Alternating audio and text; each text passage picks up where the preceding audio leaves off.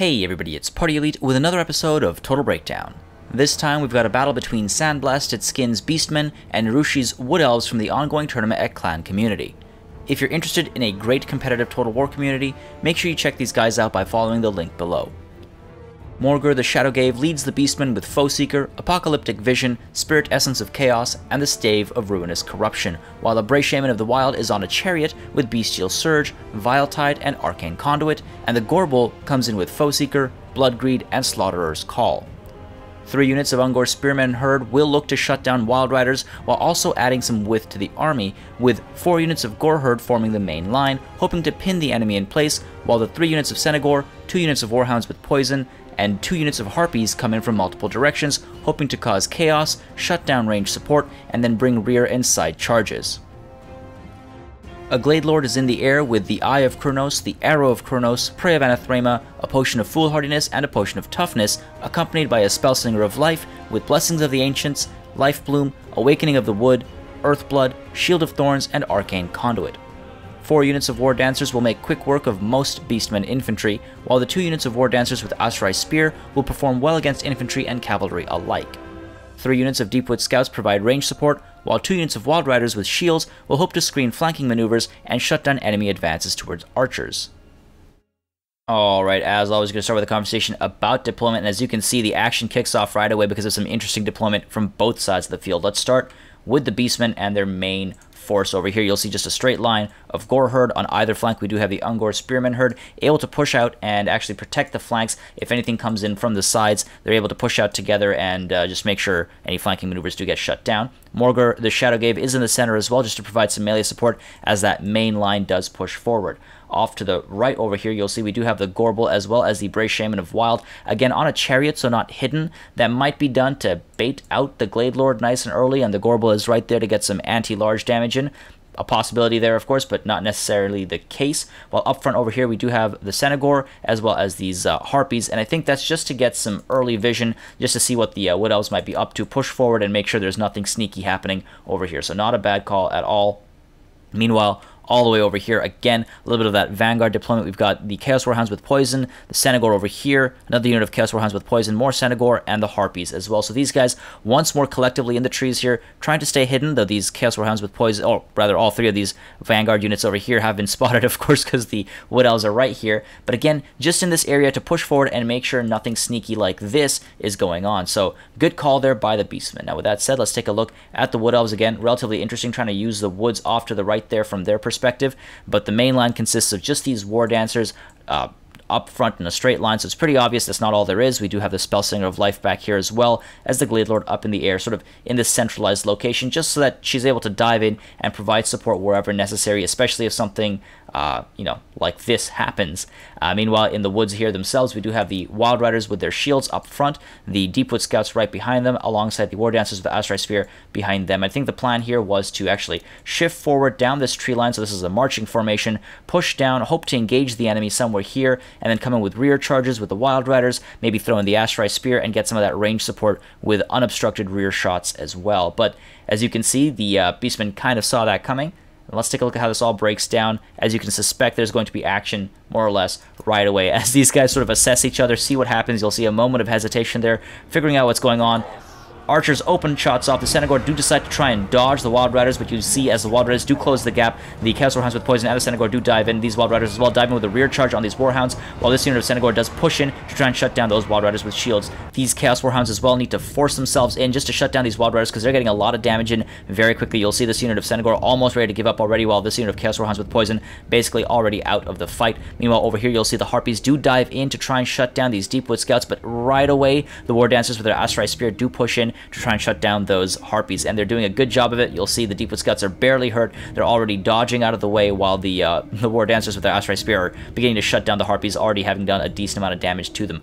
Meanwhile, down here you'll see again the Chaos Warhounds with Poison are giving up. The Senegor with without great weapons, actually the Senegor are falling apart as well, and the Glade Lord here decides to get involved, dives in on the Senegor, does a decent amount of damage, a tremendous amount of damage actually, making sure that these guys give up as well, as that range fire pours in as well, forcing these guys to break. And you'll see over here we already have the first unit of Centaur breaking over here while these two guys are willing to break as well. There you have it. They're all falling apart now. These Wild Riders are chasing these guys off, making sure they don't actually return to the field, while these guys are allowed to leave momentarily before the Glade Lord does decide to give chase. Meanwhile, the Deepwood Scouts as well pushing forward, while the Asterai Spear have taken care of the Harpies over there, and the rest of the Beastmen army is mobilizing, pushing in to get a bit more aggressive, while these War Dancers as well pushing down here to form up a new battle line and intercept these Beastmen before they're able to push in to the forest army here. Meanwhile, the Glade Lord, you can see, is giving chase to the Centaur here, making sure they do break and leave the field, while these Chaos Warhounds with poison do decide to stay in the trees. They are willing to fight once more, so the Glade Lord does give chase, and you can see deciding to dive in and take care of these guys once and for all, making sure nothing clever can happen with these guys.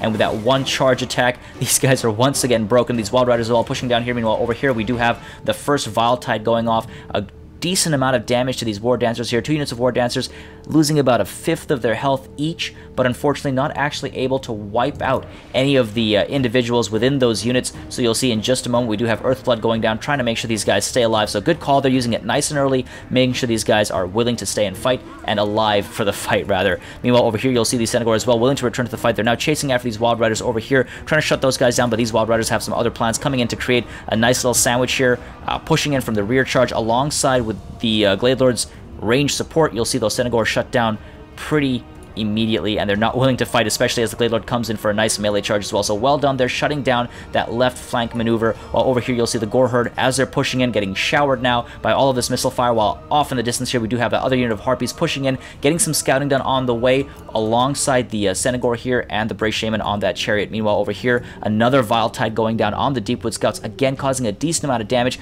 Good call. They're using Vile Tide quite effectively to try and shut down, or at least scare off, that Deepwood Scout range support. So good work there, I have to say, overall by the Beastmen. Meanwhile, over here you'll see the Centaur have been completely taken care of, while this unit of Chaos Warhounds with poison now aimlessly pushing that way, while an Awakening of the Wood does go down over here. Unfortunately, just a little bit mistimed there, popping between these two units and not getting enough work done, while the Gore Herd over here, you see, without their shields, have eaten a lot of damage before their charges are able to close the gaps. Meanwhile, you'll see the Harpies over here diving in a little sacrificially, diving in to try and bog down that range fire, eating a couple of shots here, while over here the Centaur do push into these War Dancers to try and pin them in place, toss them around, and get a decent amount of hurt in, while these Harpies as well pushing in for a rear charge, while the Bray Shaman of the Wild is pushing in as well, again, just to try and shut down all of that range support so the rest of the Gore Herd here can push forward relatively unhindered. You'll see, meanwhile, as well, we do have these Ungor Spearman Herd pushing in from the flanks here. The Wild Riders are pushing into this side, and they will be bogged down by these spears, so a little bit of a rough spot there for these Wild Riders with their shields, while the Chaos Warhounds with poison are basically given rear access at this point. You'll see over here the Bray Shaman of Wild, upon his chariot, is able to push through and get a decent amount of hurt into these Deepwood Scouts, just tossing them aside, doing a lot of work there, while the War Dancers actually pop the Shadow's Coil, making sure that their melee defense is significantly improved, trying to keep these guys alive for longer rather than killing quicker, and I'm not sure if that was the best call. The Beastmen units they're up against are relatively low on their stats in terms of their melee capabilities, but still reducing your melee attack is not the best idea when you're being overwhelmed like this, so I'm not sure if that was the best call. Meanwhile, in the center over here we do have another Vile Tide going down, once more targeting the Deepwood Scouts back here, and you'll see again doing a decent amount of damage as these Harpies are diving in as well to get more hurt in, and in response we do have Earthblood going down once more, trying to keep these guys alive and fighting. Meanwhile, over here, you'll see the Gorbel is pushing in once again, trying to get a nice charge in, trying to provide some support, but of course, the Glade Lord has some other plans here. The Gorbel does get shut down by the Prey of Anathrema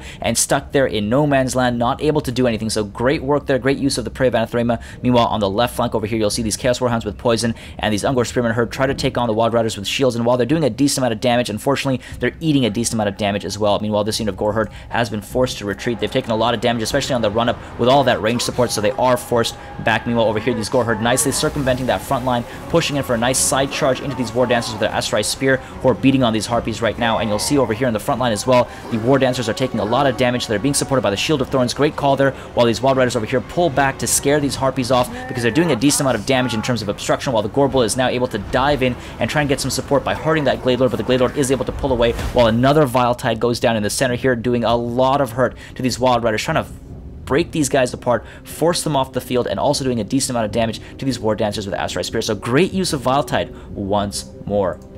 Meanwhile, you'll see the Wood Elf front line has more or less completely faltered. These guys are giving up while the Brave Shaman comes in with another charge there, and these Ungor Spearmen herd push in once more to try and take care of these Wild Riders from both sides. Again, a nice venison sandwich going on over here, trying to take care of these guys, get them off the field, while the Gorbel is now committing to chasing the Spellslinger of Life, as all this range support does come in to get a little bit of damage, and the Spellslinger unfortunately not able to get out, and you'll see over here we do have the Spirit Essence of Chaos going off on one unit of Wild Riders. Great call there, bringing these Chaos Spawn up and making sure that unit of Wild Riders has been taken care of, so great use of that ability there, while Valtide takes care of this unit of Deepwood Scouts once more, doing a decent amount of damage. The Spellslinger of Life, meanwhile, more or less taken care of, while all its range support is trying to scare these Beastmen off the field, push them off the field as they are being hurt by the Glade Lord with that nice dive in, doing a lot of hurt there, but these War Dancers as well doing a decent amount of damage, and again, you can see these guys are beginning to break. They're not really willing to stick and fight. The Chaos Spawn do try and come in to rescue these guys with a little bit of rear charging into the Glade Lord, but unfortunately with all of that range support, no matter how many units come in to provide some support, including these Gore Herd over here,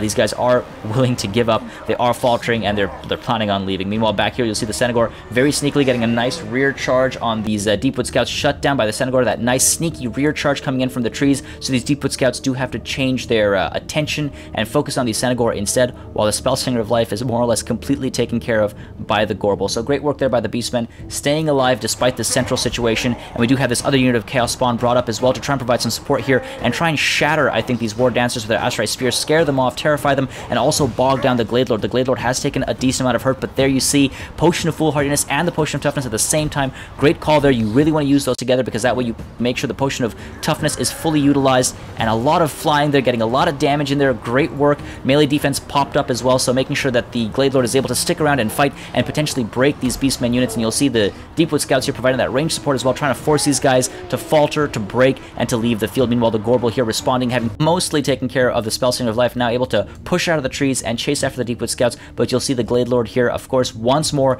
has other plans, takes to the air, and focuses down on the Gorbel with the Prey of Anathema, shutting that charge down, and the Deepwood Scouts now turn around and focus down on the Gorbel as well, trying to get that hurt in, trying to make sure the Gorbel is taken off the field, but the Chaos Spawn here chasing after these guys. Viletide goes down once more alongside that Chaos Spawn charge, so these Deepwood Scouts are not in an ideal situation, of course. The Brave Shaman of the Wild as well, diving in with the Chariot charge. Meanwhile, you see another Awakening of the Wood trying to go down and shut down these Ungor Spearmen herd, but unfortunately not doing a tremendous amount of damage there. Life Bloom will help a little bit, ever so slightly, but the Glade Lord as well needing to get involved in the situation, trying to keep these guys alive. Chaos Spawn going down to all that range support, and the Glade Lord rather makes a very crucial mistake here in deciding to engage the Gorbel. That is a terrible call. The Gorbel is anti-large, and with each hit with that axe going to do a lot of damage. You'll see that range support coming in, trying to provide some support to the Wood Elves here, but unfortunately that's just not enough. You'll see the Glade Lord dying very quickly, eating a lot of damage there.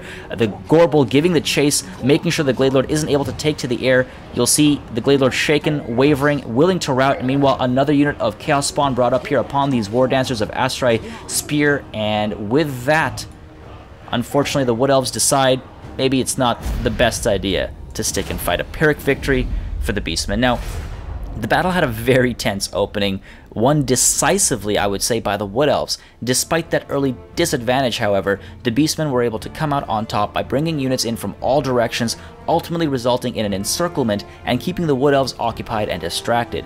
There was some great spell work and ability use from both sides of the field, but at the end of the day, the sheer size of the Beastmen army was overwhelming for the Wood Elves. As always, make sure you subscribe to this channel for more Total War content and keep sending in those battle replays. I do think it's one of the best ways to learn, and it's always nice to see such great battles from the community highlighted. Thank you very much for watching, and I'll see you on the battlefield.